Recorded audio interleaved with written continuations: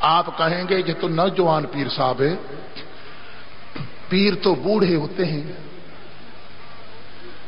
چلنے پھرنے کے قابل نہیں تھے، وہ ہمارے ہاں پیر تصور کیے جاتے ہیں، جو گھروں میں بیٹھے ہوتے ہیں، ادھر عورتیں بیٹھی ہوں، یہاں مرد بیٹھے ہوں، کوئی دم درود کرا رہا ہو، کوئی تعویذ لے رہا ہو، ہمارے اصطلاح میں، ہمارے ذہن میں وہ پیر ہوتا ہے۔ لیکن پیر کا تصور ہمیں شریعت نے کیا دیا؟ پیر کو عربی میں شیخ کہا جاتا ہے۔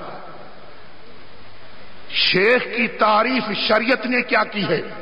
فرمایا الشیخ فی الشریعت یحیی السنت یمیت البدعت اقوالہ وافعالہ حجۃ للناس ولو کان شابا۔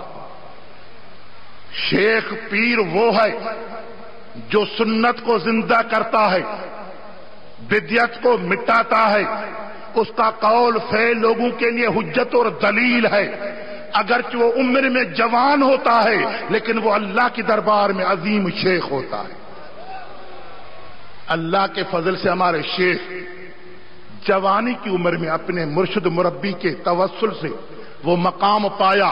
اگرچہ یہ میری باتیں حضرت صاحب کو یقیناً ناگوار گزر رہی ہیں، جو ہمیں بعد میں تنبیہ بھی کرتے ہیں، لیکن میں اس باتوں کو کیے بغیر رہ بھی نہیں سکتا۔ حقیقت حال کو چھپانا یہ حکم خداوندی کی انحرافی ہے۔ اللہ نے فرمایا وَأَمَّا بِنِعْمَةِ رَبِّكَ فَحَدِّثْ، اللہ کے نعمتوں کو چھپاؤ نہیں، ظاہر کر کے لوگوں کو بتا دو، جوانوں کو بتا دو، بزرگوں کو بتا دو، خواتین کو بتا دو، بچوں کو بتا دو کہ آج کے دور میں بھی آپ اپنی سرزمین سینا کو آباد کرانا چاہتے ہیں، اس نوجوان کے سامنے وابستہ ہو جائے۔ الحمدللہ اہل علم شخصیت ڈاکٹر کی ڈگری حاصل کرنے والے ہیں، ابھی پی ایچ ڈی کریں میرے مرشد مربی، فارغ نہیں بیٹھے اس عمر میں۔ تمامی کتابیں جو دارالعلوم میں پڑھائی جاتی ہیں وہ تمام کی تمام آپ نے پڑھی ہیں، فقہ آپ نے پڑھا، تفسیر آپ نے پڑھا، اصول تفسیر آپ نے پڑھا، حدیث آپ نے پڑھی، اصول حدیث آپ نے پڑھی، فقہ آپ نے پڑھا، اصول فقہ آپ نے پڑھا، عقائد آپ نے پڑھا، علم کلام آپ نے پڑھا، فلسفہ آپ نے پڑھا، منطق آپ نے پڑھا، احادیث کا صحیح ستہ کی کتابوں میں بخاری شریف آپ نے پڑھی، مسلم شریف آپ نے پڑھی، ابو داؤد آپ نے پڑھی، موطا مالک آپ نے پڑھی، اور نسائی شریف آپ نے پڑھی، ابن ماجہ آپ نے پڑھی۔ ان علوم کو پڑھنے کے بعد بھی میرے مرشد مربی سونا سائی نور اللہ مرکزو، جن کے یہ صاحبزادہ نور نظر ہے، فرمایا ابھی اور جاؤ، جا کر کے کسی محدث کے پاس دوبارہ پڑھ کر کے آؤ۔ چھوٹے بچے تھے، بالکل چھوٹے بچے،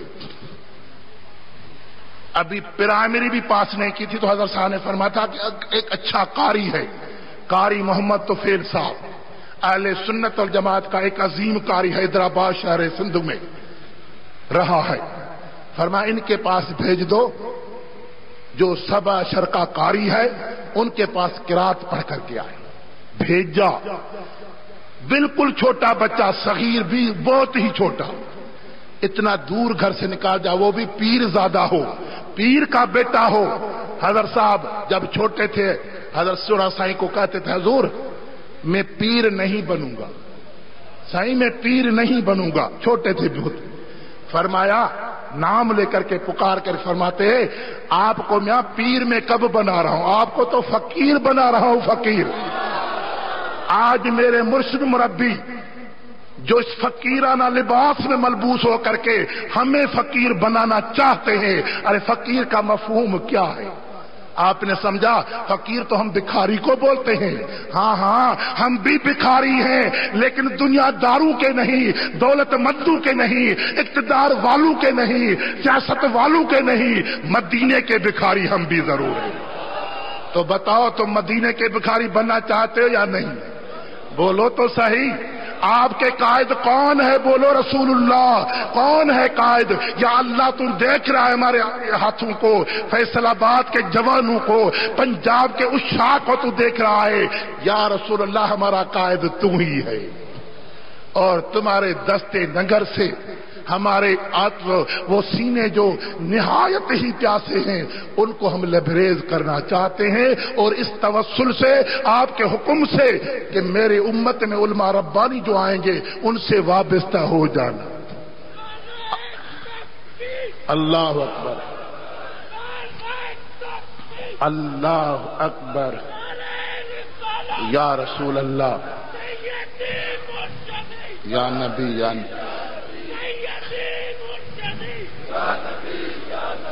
میں عرض کر رہا تھا نعروں کو بند کیجئے، اطاعت کی صورت میں عشق رسول کا ثبوت پیش کر دیجئے۔ میرے آقا کو نعروں کی ضرورت نہیں، عملی زندگی کی ضرورت ہے، ہمارے کھوکھلے آواز کی ضرورت نہیں، اپنے صورت کی ضرورت ہے۔ ارے کس کے غلام ہو بولو، رسول اللہ کے غلام ہیں۔ جب رسول اللہ کے سامنے جائیں گے کہیں گے کون سی صورت لائے ہو، میری صورت لائے ہو یا انگریزوں کی صورت لائے ہو؟ کیا جواب دیں گے مسلمانوں؟ کیا جواب دیں گے نوجوانوں؟ آپ کو دعوت فکر دیتا ہوں، ہم نعروں سے خوش نہیں ہوتے، ہم پبلسٹی سے خوش نہیں ہوتے، ہمیں ریڈیو ٹی وی کے پبلسٹی کی ضرورت نہیں ہے، اخبار رسائل کے پبلسٹی کی ضرورت نہیں ہے، ہمیں نشریاتی اداروں کے پبلسٹی کی ضرورت نہیں ہے، ہم تو رسول کے رضا کے لیے کام کرنا جانتے ہیں، ہم اور کچھ نہیں چاہتے۔ میرے مرشد مربی نے جب فیصل آباد کے دوستوں نے جلسے کا ٹائم لیا، مجھے یاد ہے وہاں آئے کنڈیارو الہ آباد شریف میں، آپ نے دعوت تو منظور فرمائی لیکن کچھ شرائط ان کے اوپر عائد کر دیے۔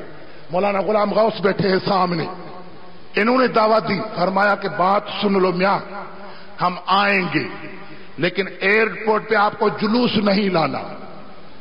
ایئرپورٹ پہ آپ جو جلوسی شکل میں پہلے آتے ہمیں پتہ ہے، پورے شہر کا چکر لگاتے ہیں، یہ جلوس ہمیں پسند نہیں، یہ نعرے ہمیں پسند نہیں، ہماری تعریف ہمیں پسند نہیں، ہم رضا خدا بندی کے لیے کام کرتے ہیں، نہ کہ لوگوں کے دکھا کے لیے کام کرتے ہیں۔ ہم بتانا چاہتے ہیں جس پارٹی سے منسلک ہو بھلی رہو لیکن عشق رسول کو نہ چھوڑو، اسی میں بھلائی ہے۔ آج بالا سے بالا اقتدار کی کرسی میں پہنچنے والے لوگ بھی مفلس ہیں، پریشان ہے، نیند نہیں ہے، آرام نہیں ہے، سرگردان ہے، کبھی ادھر کا دورہ کبھی ادھر کا دورہ، ہر ایک لیڈر پریشان، سکون نہیں ہے۔ دولت کے ہم بار لگے ہوئے ہیں، مرسڈیز کاریں ان کے نیچے ہیں، بنگلے اعلیٰ قسم کے ان کے پاس ہیں، لیکن بھی سکون ان کے پاس نہیں ہے، نہیں ہے۔ مجھے یاد ہے متحدہ عرب امارات کا سفر تھا، یہ بندہ بھی حضرت صاحب کے ساتھ شریک سفر تھا۔ وہاں ایک دوست آیا، اس نے آ کر کے عرض کیا حضور مجھے ٹائم دے دو۔ حضرت صاحب نے فرمایا کہ فقیروں سے ملو، ٹائم ہوگا تو تمہیں مل جائے گا۔ اصرار کرنے لگا، ہم نے ٹالا کہ ہمارے پاس ٹائم تھا ہی نہیں، پروگرام پہلے طے تھے، شارجہ میں پروگرام تھے، دبئی میں پروگرام تھے، ابو ظبی میں پروگرام تھے، راس الخیمہ میں پروگرام تھے، فجیرہ میں پروگرام تھے، العین میں پروگرام تھے، اس طرح وہاں کی تمام ریاستوں میں پروگرام تھے۔ میں نے کہا ٹائم نہیں ہے، پریشان ہو گیا، کہا کہ مجھے تھوڑا 2 گھنٹے ہی دے دو، دوپہر کا ٹائم مجھے دے دو۔ آخر اس کے اصرار کو دے کر کے دعوت قبول کی۔ آخری بات عرض کر رہا ہوں، ذرا غور سے سنیے۔ ہم دولت کو سب کچھ سمجھتے ہیں، دولت کے وجہ سے اپنے ملکوں کو بھی چھوڑتے ہیں، وہاں سفر کر کے جاتے ہیں، ہزاروں لاکھوں مسلمان وہاں بیچارے پڑے ہوئے ہیں۔ لندن چلے جاؤ تو سینکڑوں اور ہزاروں مسلمان پاکستانی آپ کو وہاں ملیں گے، پاکستانی۔ جاپان چلے جاؤ، پاکستانی کی بھرمار تمہیں نظر آئے گی، کیوں؟ دولت کو کمانے کے لیے۔ لیکن وہ وہاں پریشان حال ہے، ہم نے دیکھا ہے، قریب سے دیکھا ہے، سکون نہیں ہے، پریشانی کا عالم ہے، دولت بھلی ہو، موجود ہو، لیکن سکون پھر بھی نہیں ہے۔ اس صاحب کی دعوت پہ گئے، ساحل سمندر ایک محل نما بنگلہ بنا ہوا تھا، محل تھا، معمولی نہیں تھا، 400 گز پہ نہیں تھا، 600 گز پہ نہیں تھا، 1000 گز پہ نہیں تھا، بلکہ کوئی 1 ایکڑ یا 2 ایکڑ زمین تھی، 10,000 گز پہ ہوگا۔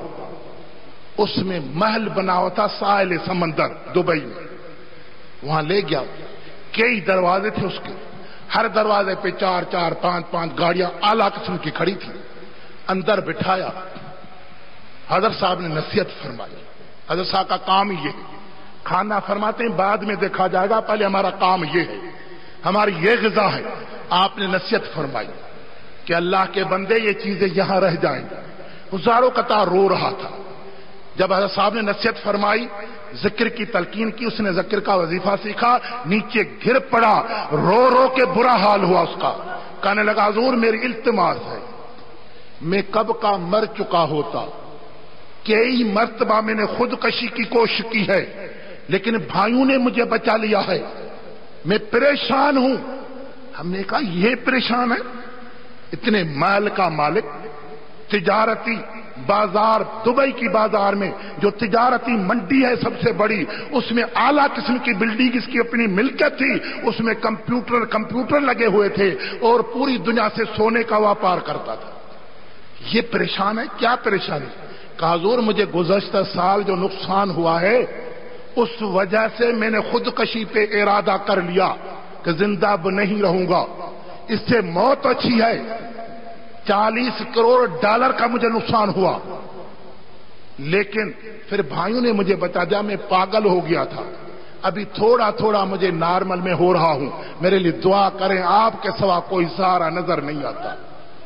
حضرت صاحب نے دعا فرمائی، نصیحت فرمائی، میاں اللہ کے ذکر سے، رسول اللہ کی اطاعت سے دور ہو گئے تو یہی حال ہوگا۔ نصیحت کے بعد جب ہم باہر نکلے، اپنے پروگرام کے مطابق وہاں پہنچے تو حضرت صاحب نے فرمایا دیکھا دنیا داروں کا حال کیا حال ہے، لوگ کیا سمجھتے ہیں لیکن ان کا حقیقت میں حال کیا ہے، کچھ بھی نہیں۔ ہم نے کہا صحیح، ہمیں بھی رحم آ رہا تھا، ہم نے سوچا کہ ہمارے جیب میں پاکستانی کچھ روپے وہ ان کو دے کر کے ہی چلے، یہ بیچارہ مفلس ہے، ان کے پاس تو ہے بھی کچھ نہیں۔ تو مسلمانوں، جوانوں، بزرگوں، ہوش کے ناخن لو، اللہ والوں سے وابستہ ہو جاؤ، اللہ والے کو پہچانو جس کا مقصد اور کچھ بھی نہ ہو، آپ سے چندہ لینا مقصود نہ ہو، آپ سے عطیہ لینا مقصود نہ ہو، آپ سے ووٹ لینا مقصود نہ ہو، آپ سے نوٹ لینا مقصود نہ ہو، تشہیر لینا مقصود نہ ہو، نعرے آوازوں کے ذریعے داد تحصیل لینا مقصود نہ ہو، صرف یہ مقصد ہو کہ آپ کو رسول اللہ کے در تک پہنچایا جائے۔ یہ غرض و غایت ہے اس دور میں، اور اس کے لیے صاحب شریعت کی ضرورت ہوتی ہے۔ الحمدللہ ثم الحمدللہ یہاں کے جوانوں نے، دوستوں نے یہ کوشش کی ہے، کہتے ہیں کہ یہ تو ہمارا ابتدائی جلسہ ہے، انشاءاللہ آئندہ پروگرام ہمارے بھرپور طریقے سے ہوں گے۔ حضرت صاحب کے تبلیغی پروگرام اتنے کثیر ہیں کہ گھر میں بیٹھنے کا ٹائم نہیں ملتا۔ جس طرح آپ کو کام ہے اس طرح اوروں کو بھی کام ہو سکتے ہیں، ہمیں بھی کام ہو سکتے ہیں، لیکن نگاہ کرم سے وہ عطا کر دیا کہ غنی بنا دیا ہے، پریشانی دور چلی گئی۔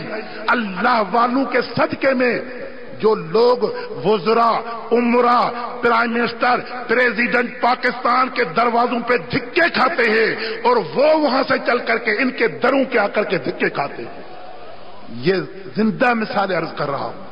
فرماتے ہیں ہمیں ضرورت نہیں ہے، ہم پارٹیوں کو نہیں دیکھتے، ہم اقتدار کے بھوکے نہیں، ہم کرسیوں کے بھوکے نہیں، ارے کرسیاں تو ہمارے نیچے ہوتی ہیں اور ہم تو کرسیوں کے اوپر بیٹھتے ہیں۔ اللہ کے حبیب نے وہ مقام عطا کر دیا ہے، ہم ان بھکاریوں کو کیا کریں گے؟ یہ حقیقت حال عرض کر رہا ہوں۔ اللہ تعالیٰ کے دربار میں میری التماس ہے، دعا ہے، یا رب کریم میرا کہنا قبول فرما۔